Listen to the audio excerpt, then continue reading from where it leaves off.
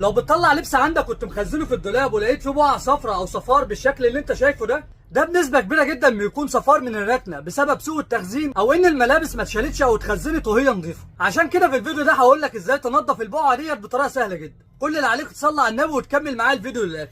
ده صفار نتيجة ان التيشيرت اتركن لفترة طويلة من غير ما يتغسل، فبيحصل اكسدة او اتساخ للعرق اللي بيكون في المنطقة ديت، فبيتحول بعد كده للون اصفر. فعشان كده هقول لكم على طريقة مضمونة جدا هتقدروا تنضفوا بيها اي بقعة صفار ركنة، بس الطريقة ديت خاصة للملابس البيضاء بس. كل اللي هنحتاجه علبة صغيرة فاضية وهنفضي فيها شوية مية درجة الحرارة من 50 ل 60 درجة مئوية، وهنفضي عليهم نص كوباية كلور ابيض، وبلاش نستخدم كلور خام نهائي. بعد كده هنحط عليهم معلقة او معلقتين من اي مسحوق غسيل ملابس احنا بنستخدمه، ويفضل يكون مسحوق بودر بتاع غسالات ملابس عاديه. بعد كده هنفضي عليهم شويه بيكنج باودر او بيكربونات الصوديوم، ونقلب بقى كل المكونات ديت في بعض كويس لحد ما كل حاجه تدوب في بعضيها. طبعا لو البقعه مكانها صغير مش لازم ان انتوا تنقعوا قطعه الملابس كلها، لا انتوا ممكن تعالجوا مكان البقعه بس، وده عن طريق ان انتوا بتجيبوا الخلطه ديت او بتعملوا كميه صغيره على قدها وبتاخدوا من المعلقه كده منها وبتحطوا على مكان الصفار بس، وهتلاقوا في ساعتها ان البقعه اختفت. طيب لو البقعه بقى حجمها كبير، الافضل ان انتوا بتنقعوا قطعه الملابس بالكامل او المنطقه اللي بيكون فيها صفار بس، وبتسيبوها من 5 دقايق لربع ساعه. ولو لسه في اثر خفيف ممكن نفرك الملابس في بعضيها او باي فرشه ناعمه وبندعك مكان الصفار اللي فاضي، وهتلاقوا اي صفار اختفى نهائي. ما تنسانيش بقى بدعوه حلوه وتعمل لايك وشير عشان غيرك استفاد وناخد ثواب سوا.